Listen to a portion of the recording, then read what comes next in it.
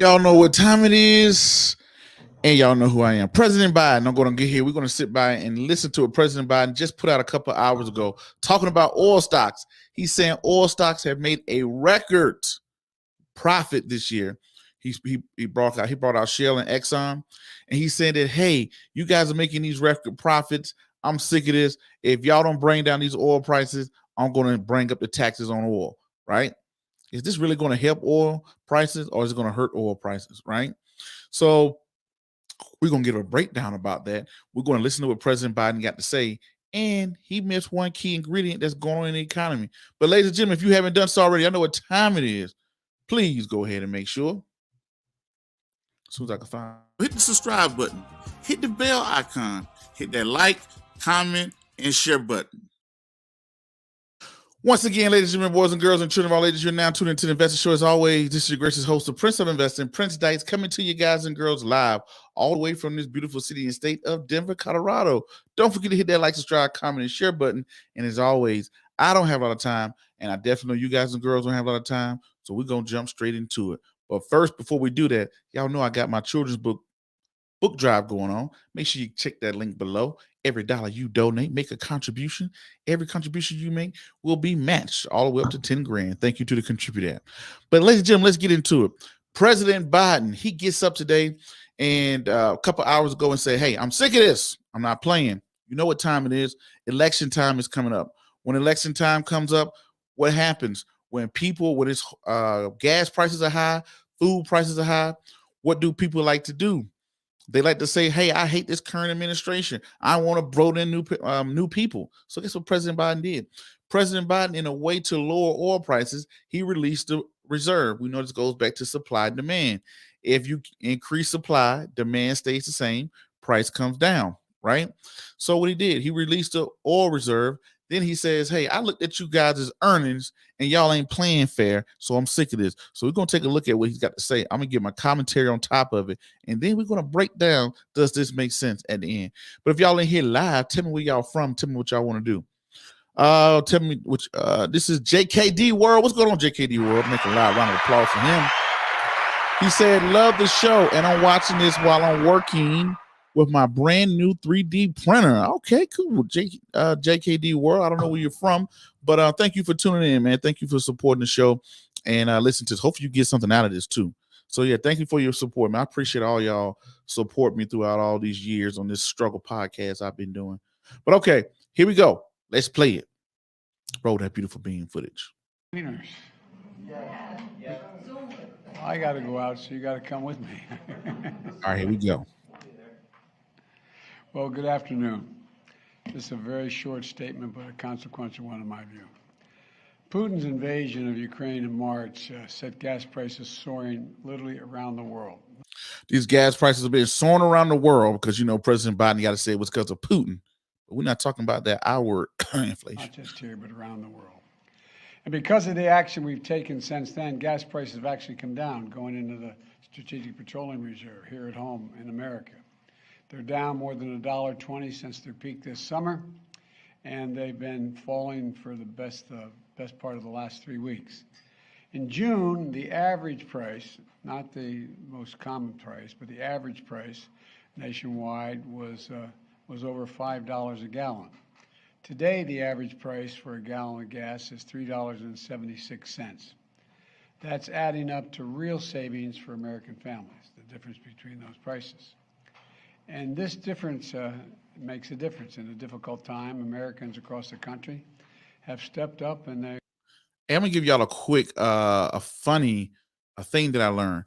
Do you know when gas prices go up, fast food profits go down?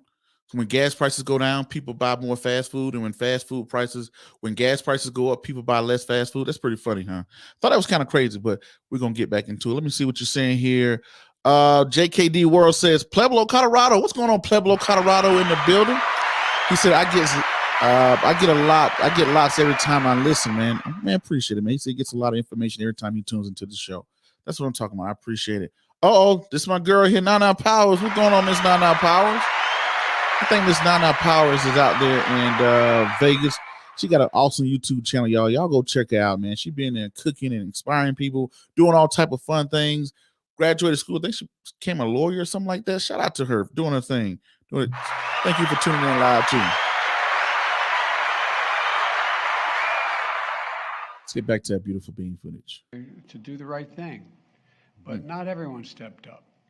The oil industry has not met its commitment to invest in America and support the American people. One by one, major oil companies have reported record profits, not just a fair return for hard work. Every company is entitled to that, a fair return for the work they do or innovation they generate. But I mean profits so high it's hard to believe. Now, the second quarter, the profits were really high, but the third quarter, last week, Shell announced that it made $9.5 billion in profits for the third quarter. $9.5 billion. That's almost twice as much as it made in the third quarter of last year. I think that's something. You think that's incredible? I thought, that's as good as high as it's going to get. Then along came Exxon. Exxon's profits for the third quarter were $18.7 billion. One quarter, $18.7 billion. Nearly triple what Exxon made last year. And Okay, so President Biden, right? He's saying, hey, these guys making record profits, we can't take it. Now, here's the thing. I get it. Shell made $9 billion, he said, record profit. Then he turned around and said Exxon made record profit of $18 billion, right? Which is crazy. He's saying these gas companies are making all this money as rising prices. I agree that there's some bit of humanity when it comes down to capitalism, that you shouldn't be taking advantage of everybody. But here's the thing. Once you start that argument of who's making how much money, then you go down a slippery slope. Now, let's say if we had a food crisis or whatever. Now you're going to tell the bread company where to set their profits.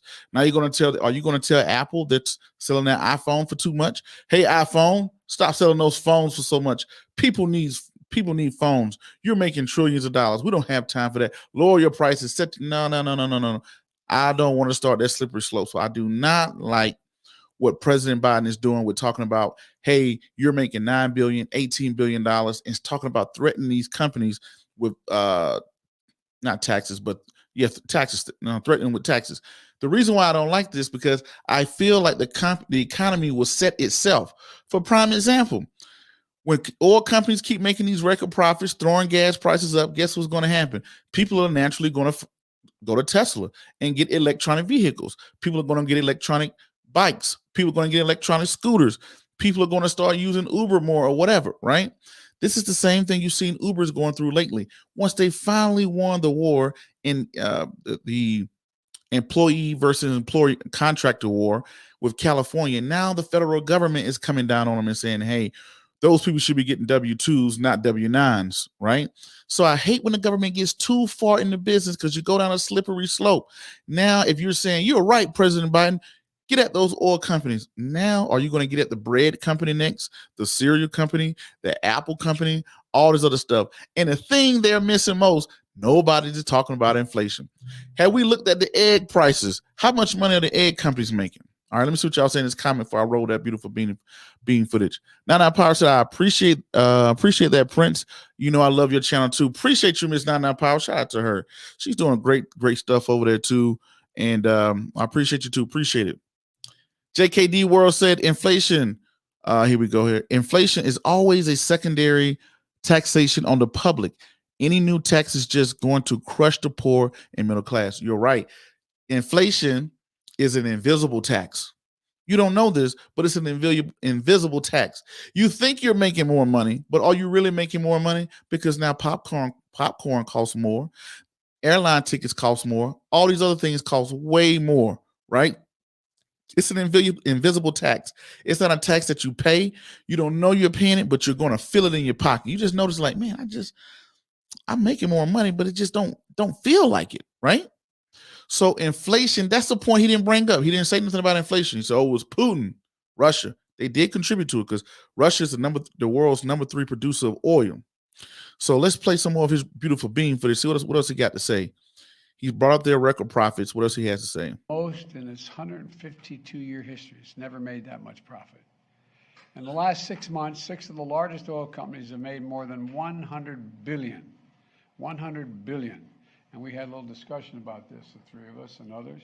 100 billion in profits in less than 200 days. That's not bad. And here's why this matters. I think it's outrageous what the size of the profit. Here's why it matters. These companies were making average profits they've been making by refining oil over the last 20 years, instead of the outrageous profits they're making today. And if they passed the rest on to the consumers, the price of gas would come down around an additional 50 cents. If they're investing their profits at historic rates in their U.S. operations, then America would be producing more oil today, and prices would be down even further. But rather than increasing their investments in America or giving American consumers a break, their excess profits are going back to their shareholders, and they're buying back their stocks, so the executive pays are going to skyrocket. Give me a break. Enough is enough.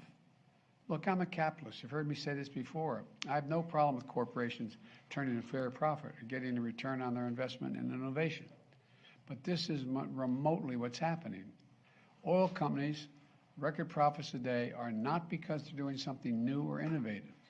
Their profits are a windfall of war. The windfall from the brutal conflict that's ravaging Ukraine and hurting tens of millions of people around the globe. You know, at a time of war, any company receiving historic windfall profits like this has a responsibility to act beyond their narrow self-interest of its executives and shareholders. I think they have a responsibility to act in the interest of their consumers, their community, and their country. To invest in America by increasing production and refining capacity. All right, now this is the problem I have with that. When a company struggles, nobody's there to help you. When the oil prices were at an all-time low during the pandemic because demand went down for oil and oil companies was facing record low profits, nobody is there coming to save you or help you. Now, the government did do this back in, I think that was 2008. They did a lot of bailouts of companies or whatever. But generally speaking, companies, when you're making record profits, everybody want to stick their hand into what you're doing. Take an example right now. Guys and girls, go out there and grab the book Economics in One Lesson. It explains a lot of this. An old book, but a great read because it's, the technical stuff is there. The fundamentals are still there to this day. I'm getting rid of a bunch of furniture out of my house. I brought a bunch of new furniture over the weekend, right? Wife and I went furniture shopping. We finally sat down and got some new furniture, right? So we got a bunch of old furniture that we want to get rid of, right? So some people said, hey, we will come to your house and we will charge you to take out your old furniture. Some people say, hey, you can donate your furniture, right? You can donate it. We'll come take it and move on or whatever. Here is the things, ladies and gentlemen. Here's the thing. If somebody comes in, takes my furniture, turns around and sell it for $3,000, am I going to get mad? Like, hey, you took my old furniture and sold it for $3,000. That's capitalism. That's what's supposed to happen. I'm not going to look at your profit margin and say, oh, you're trying to steal my profit. Because guess what? I can go sell the furniture myself. But guess what? I did not want to do that. I didn't want to go through the hassle of doing that or whatever. So somebody else is going to take it and they're going to turn it into a business. So when this business starts to make a bunch of money, look at an iPhone. An iPhone costs about what, $50 to make? They sell it for $1,000. I hate when you start to look at people's profit and say, hey, that's too much, whatever, because you start to go down the slippery slope. And nobody is talking about inflation. What's going on, JKD World? He says, or she, he says, and he's doing all this talking about these exaggerated profits, but he's not talking about how inflation is making a profit seem more than what it really is. He's right, ladies and gentlemen. You hit it right on the head. He hit it right on the head. This is the only thing he missed right there. There's a difference between return and real returns. What's the difference between returns and real returns? Some people look at your top line or your bottom line when it comes down to finance. They're like, hey, man, you made $10 million. You never made $10 million before because you're a thief, because you're charging people XYZ. But what real returns equate for that returns don't equate for is inflation. Income versus real income. What's the difference? You're like, hey, I made $100,000 this year, but you didn't equate for inflation. Then you realize, like, I made more money than I did last year. Last year, I was making 100,000. Now I'm making 150,000. I'm making more money. Are you really making more money when you look at real income? When you deduct inflation out of that, that is a very good point. You look at the corporate profits. Y'all never made this much money. Well, inflation has never been as high either. right? Look at what it costs to buy cars and trucks, and look at energy prices, utility prices, everything. Is it really returns or is it real returns? Because in order to sit back and look at my balance sheet and say, look at you, corporations are making the most money they've ever made. But have you looked to see how has their bottom line, not their bottom line, how has their costs and their liabilities increased? Do you think it costs the same amount to drill the oil? Do you think they're paying the workers the same amount? How much have their costs of production increased? Where can you see that at? On the income statement. I was going to do that on my show, pull up the income statement, but also let's look at how much. Don't look at the top line, look at my bottom line. Has the bottom line increased? And take the bottom line, because think about it. I made $10 million. You got to take out how much it costs for me to make that $10 million. Then you're going to get my bottom line.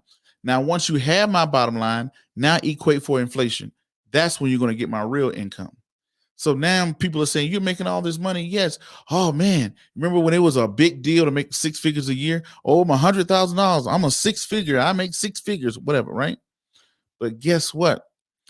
You're seeing more and more people get to 6 figures. Is it because their talent increasing or because of the cost of labor is increasing? The cost of labor has increased. We're in a very tight job market. That's something he did not discuss. They don't want to do that. They have the opportunity to do that. Lowering prices for consumers at the pump. You know, if they don't, they're going to pay a higher tax on their excess profits and face other restrictions. My team will work with Congress to look at these options that are available to us and others. It's time for these companies to stop war profiteering, meet their responsibilities to this country, and give the American people a break and still do very well. The American people are going to judge who's standing with them and who is only looking out for their own bottom line. I know where I stand, and I want to let you, I'm going to hear more from me about this when the Congress gets back. Thank you all very, very much. Appreciate it. Mr. President, how are you feeling about the minutes of elections with 1 week to go? Okay, ladies and gentlemen, there we go. So JKD Raw, let's see what he got to say. Here we go. Well, here we go. Where's my comments at? There we go. JKD War said, I made more profit in the 80s than today, getting paid the same $45 an hour. Settling titles. Oh, selling titles. I think you meant to say. Oh, settling titles. I get what you're saying. Settling titles and marble. Or he meant selling titles and marble. Wage is the same, but I can't afford the same stuff. Ladies and gentlemen, this is the invisible tax have hit you, JKD World. That's the thing that people didn't see. You got to think about it. One thing, what is President Biden motivated by? He's motivated by the election. We know that. You know how it is. Election time come around, here comes all the politicians. Everybody wants to talk to you. Everybody wants to high five. Everybody wants to be your friend. Everybody wants to sit down and talk to you or whatever, right? But once the election season is over, you don't see him again. So, you know, right now, I think we're about to go, it's going to be a red sea. I'm not conservative, nor am I Democrat. I'm a middle independent thinker, right? There's sometimes I vote for Republicans. There's sometimes I voted with Democrats.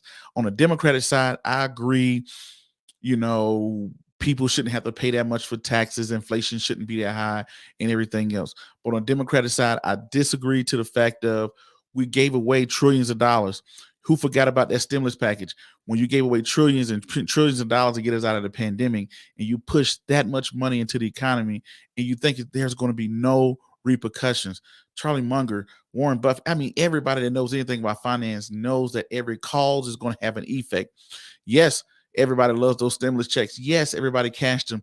2 stimulus checks, 3. How many people got? And on top of that, PPP loans that you threw out into the public and didn't think anything was going to happen.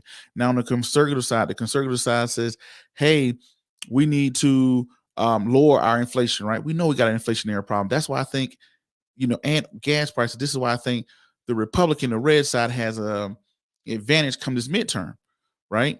You're seeing that battleground state of Georgia on the verge of flipping, but it can't flip all the way because of things that's going in the economy. We got a record high inflation. We didn't have this inflation since 1980. And you're looking at today, you're making more money, but guess what? You can't even afford the same stuff.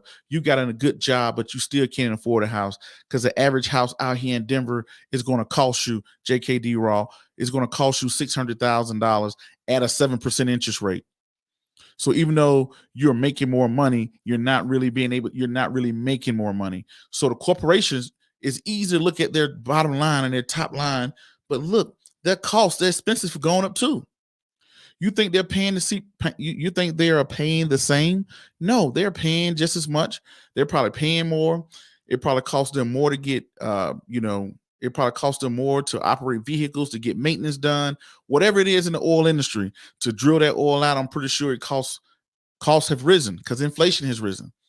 So I'm not justifying saying, hey, you shouldn't make these record profits, but you got to be very careful when you start going at the corporations, because next, yes, I want low gas prices. Who doesn't? I drive a Dodge Ram 1500. I could just, when I hit the little button, I can hear just drinking gas. So I would definitely love the gas prices to come down. But then again, I do not want the government putting their hands in there saying, hey, you're making too much money.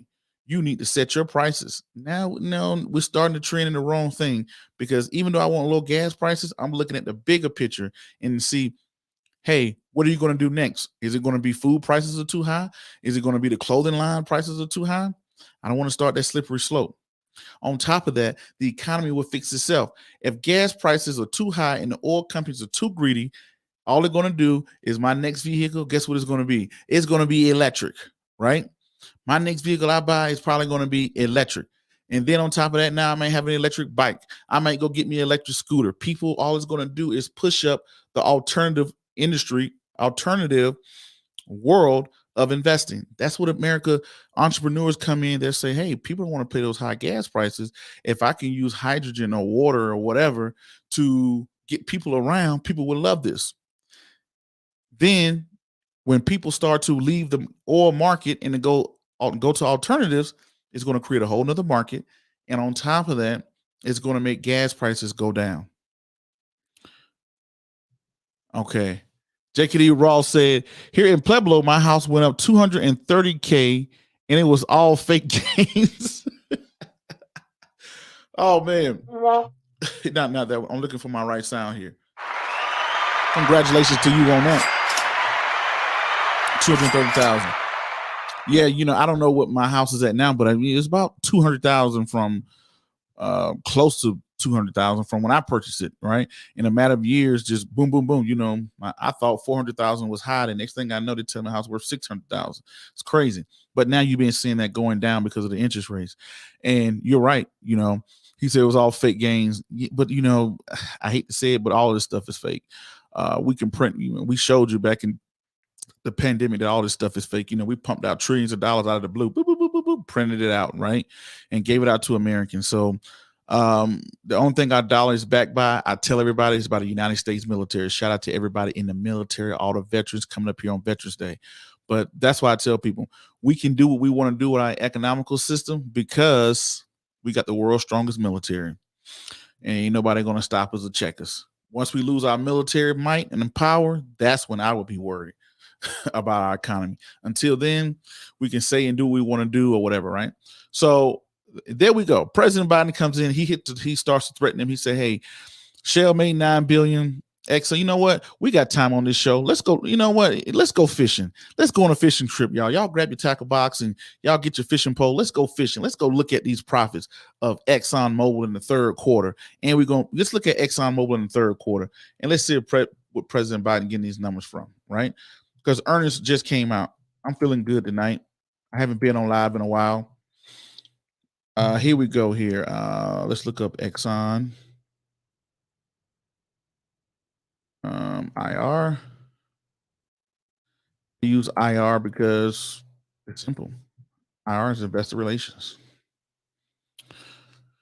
So here we go. Let's look at their quarter earnings. I think he said Exxon was at 18 billion, if I'm not mistaken. Because don't get me wrong, ladies and gentlemen, I like low prices just like the next man or person. But let's not sit back here and listen to anything somebody tell us. Let's go look it up for ourselves. Let's go look it up for ourselves. Let me share my screen here. Let me pull it up. We got the quarterly investor relations. That's what you guys and girls are watching right now. Third quarter, they grew earnings, cash flow, operation of 19 billion, right?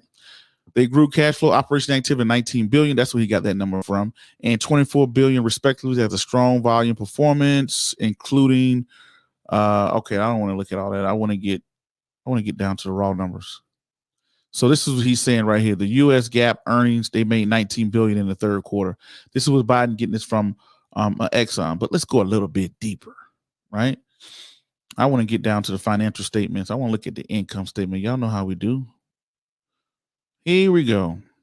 No, I don't want to look at the presentation. I don't want to look at the press release. I want to look at the 10Q. Let me see if the 10Q is in here. Okay. All right, here's their balance sheet. All right. Okay. Almost certain. Okay. Condensed consolidated cash flow. Seeing where he get that 19. Because some people look at how much money you made and they don't look at how much money you put out. All right. So this is the current assets. I think this is in what? Is this in millions or billions? They didn't put on here. I'm going to assume this is in millions. So, okay. Current assets are 99, 74. So they got to burn 4, 5, 7, 8, 9, 25. Look like about 25 billion there. 25 million. So let's take a look here. Let's go down here to the cash flow. 2022 net income 44 billion. Okay, yeah. Okay, these numbers are in millions. So okay, there we go. 44 billion. Okay. So you're looking at this net income. The net income had a drastic jump, right? The depreciation kind of moved up a little bit. Cash flow, working capital, other items. So $59 billion came in, right? So right here, you're looking at additions to property, plant, and equipment, PPE. Last year was 7 billion. This year went up to 12 billion. Why did that go up? This is only a snapshot of one day when they did this. So you can see right here, the cash flow had a little bigger dent. So it went up by 1 billion of their activities from investment. So, okay. So they probably put some money, maybe they paid off some property, whatever the case may be. So, okay, a little bit of their thing went up there, 9 billion from 8 billion. Also, they got additional long-term debt. Okay. That didn't really grow too much there. Short-term debt reductions. Okay. From financing activities, went from 22 billion to 25 billion. Also, as interest rates go up, the debt that they have, the cost of money goes up, so debt goes up. So right now you have inflation. Inflation is so high, they push up interest rates. When interest rates go up, the price of borrowing goes up. So when you have debt and things like that, you owe on your credit card, you'll see the price of the interest rates and the price starting to go up. Okay, so cash flow and equivalents ending in period is 30 billion. All right. So we can see a little increase here, right? We can see a little slight increase. So they had a big increase in their net income. Then on their cash flow statement, then you're seeing right here come in and take, investing activities, had a little minus of 9 billion. And then you're seeing 25 billion get deducted here. And cash and equivalents ending in that period is 30 billion, right? So let's take a little bit, look even further. Let's look at this balance sheet.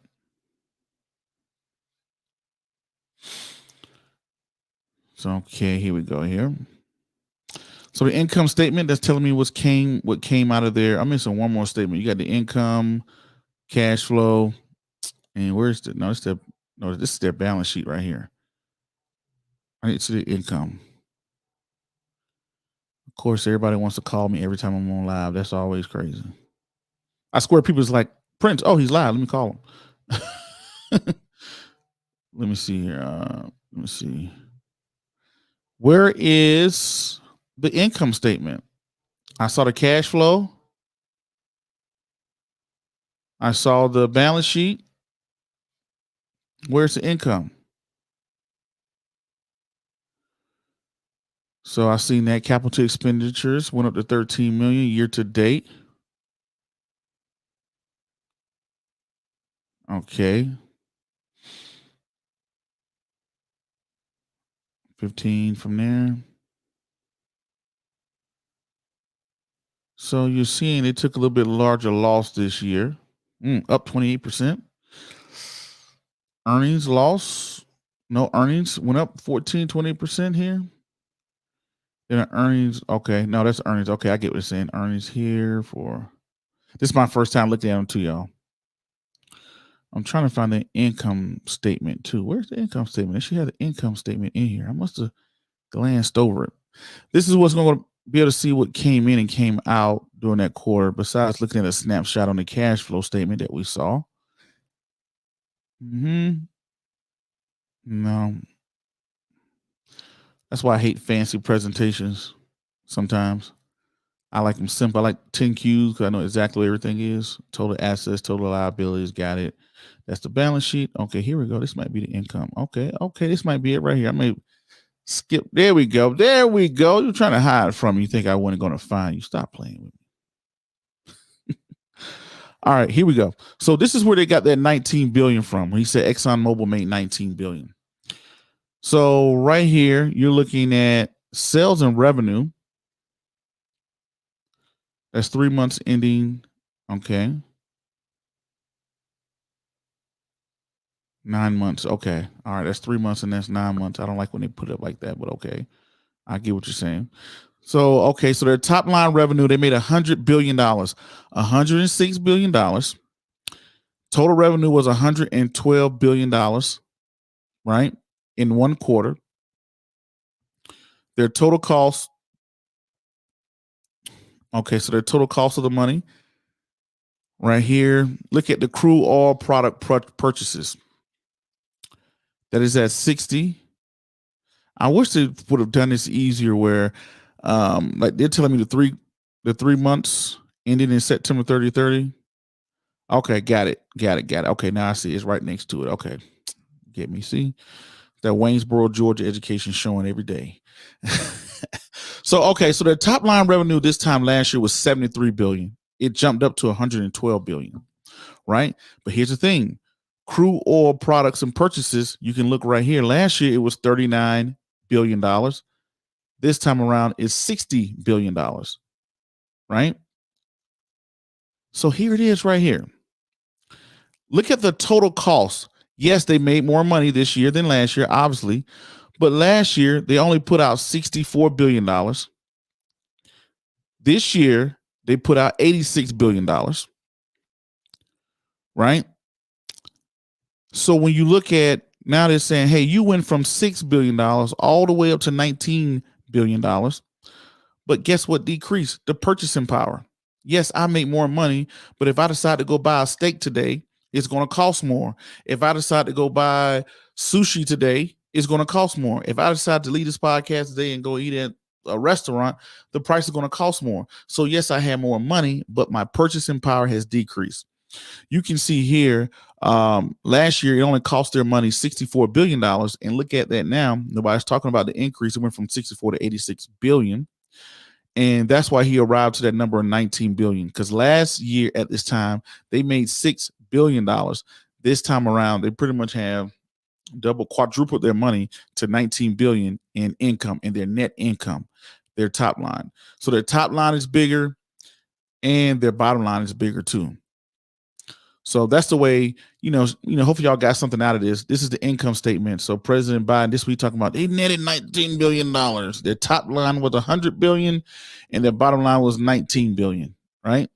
But they're not going to talk about the stuff here in between. Not saying, hey, just give me a full picture, but that's why I'm here for. That's why I'm going to break it down.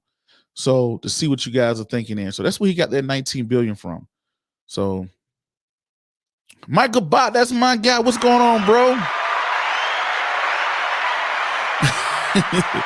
He said, I'm checking out the live stream doing your Bengals game. I wish y'all could have won that Super Bowl last year, too. Definitely the Broncos won't be in the Super Bowl, but I'll definitely, when I get off the stream, I'm going to check it out, too, bro. Nice to see you in here, man. Thank you for supporting and showing up to the stream. So, yeah, here we go right here. This is where that $19 billion number come from. It came from the Exxon Mobil's number right here. This is their net income. Took me a little while to get to it. I knew I was going to find it. But, hey, yes, they made way more, they made a whole lot more money. But then again, is it really a lot more money when you look at the real income? Did we equate for inflation this year? Inflation's at what, 8-9%? That's the number that overall they're saying. What is that? And inflation is when they say 8-9%, that's the average of everything. There are individual sectors that are way higher, right? Energy was like at 17, 18, 19. So depending on what field you're in and how you're buying your products, you could be having a higher inflationary pressures than another industry. When you look at that CPI report that comes out every month, it's going to break down categories. When you look at, inflation rose by 0.4%, that's overall. Sometimes food is leading. Sometimes used cars is leading. Energy has been leading. And when you see energy is leading, maybe the costs in that area have increased. As you can see, they went from 64 billion last year to 86 billion this year, right? Slight increase there, $20 billion. Something I probably never see in my lifetime. But hey, that's the way you look at it. But anyway, ladies and gentlemen, let me see what y'all got to say in these comments before I get up out of here. Hold on, let me get this little banner off of here so y'all could switch it back. It kind of hit my face there too. That was pretty funny. Let's see what y'all say in these comments before I roll up out of here. Max B said, let someone talk about the money in his pockets. He would be quiet. Hashtag who that. I grew up as a Falcons fan, man, coming from Georgia. So I hated who that. Saint Nation, New Orleans, all the time. I love the city. Don't get me wrong. I love Bourbon Street. I love Canal Street. I love, what's that casino y'all got down there? Harrod Casino. Love that too. Man, I love Mom's Kitchen with that, what's it called? That crawfish buffet. Man, I'm having memories right now. Love New Orleans. Cool little city. I can't live there though. I don't know. Y'all get flooded too much. Too many hurricanes. And you're underwater. I ain't got time for all that. No. So, but yeah, you're right. When somebody looks at your money and says, hey, so look, Mr. President, you're making XYZ. Listen, but President is motivated. We got elections coming up. It's not looking too good with gas prices and food prices. And people can't afford the gas to get to the poll. And you got inflation at an all-time high. No, people don't want to do that, right? And yeah. Let me see what here says. Bush Cream says too humid. I guess they're talking about New Orleans is too humid. Yeah, I've been in New Orleans a couple of times. Around that Mardi Gras, I think it's like February time frame. It's always been kind of cool when I've been there, but yeah, it's definitely a humid city. But I like when the band be out there live and playing on Canal Street. Just a nice thing. Kendrick Taylor said, "LOL, let's tax them so they jack up the prices." Exactly. Is what you think if president came in and said, hey, you know what, y'all ain't playing fair. Exxon Mobil, you made $19 billion in this quarter. You never made that much money before. We're going to raise the prices by 10%. What do you think they're going to do? They ain't going to do it and just pass those prices right on to the customers and make the customers even more angry. We live in a free enterprise capitalistic society. Capitalism has side effects. Not all the side effects are good. Tylenol makes you feel good and takes away pain and stuff like that, but hey, it's going to hit the liver. Advil feels good and takes away the pain, but it's going to hit the kidney. Blood pressure medicine takes down your blood pressure, but now you got diarrhea. I don't know what the side effects are, but everything has a side effect. And capitalism is not perfect. It has side effects to it. It makes people greedy. It makes people want more. But companies, when times are good, and I will tell you, companies are taking advantage of inflation. Some companies are. Hey, I can charge more and get away with it. Some companies are doing it. Kendra Taylor said, it's government fault for picking the winners for so long. They passed laws that would kill competition. Yeah, you're looking at Uber. You're looking at the rideshare spaces going through it. Rideshare went through it with the state at the state level. Now they're going through it at the federal level. So are they going to be W-9s or W-2? And I hate it because I'm like, why are you putting so much pressure? You know, I have some clients that's invested in Uber, been a long time invested in Uber, watching them. I believe in them. I think that they're innovative. I thought Elon should have brought Uber over some Twitter. I mean, I get it. It's a feel good thing of getting behind free press, but I think that, hey, business wise, Uber would have been a better inquiry, a better buyout, because you can utilize that. Can you imagine having electronic vehicles with that Uber fan base? Come on, how you can deliver vehicles? Then we get the self-driving cars. Come on, that'd have been perfect. Yeah, it's the government's fault for for picking. Yeah, so but I don't look at it. I think that it should be something else that come up. But I don't think President Biden, I think he's making it worse because he went in and dug into the reserve to get gas prices down. He dug into the reserves. Gas prices are falling, but guess what? We just lost some of our reserve for something that we might really need, right? So I don't really agree with that.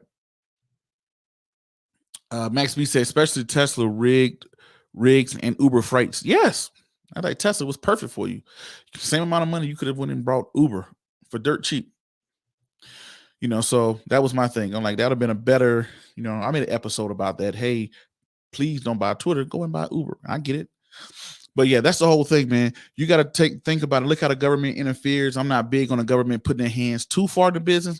I do like it for, as a black man myself, I like it to make playing fields more fairly played, right? Because what you see in the financial world is the reason why you don't see too many black people at the high levels of finance too funny, because you're really not needed in that space. You start a firm that, I don't know, delivers pizza.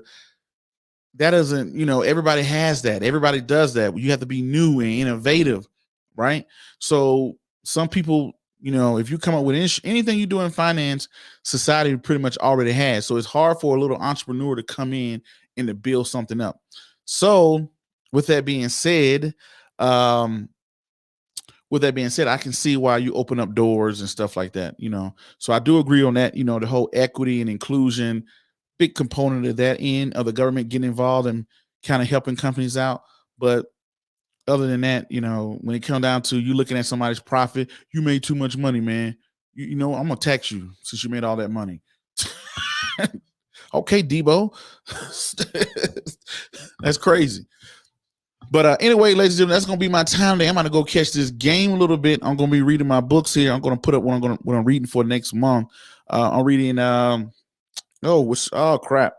The one I'm on right now is American Tiger. Shout out to Jake Jacobs, the CEO of American Furniture Warehouse. He's supposed to be on the show here on the 16th.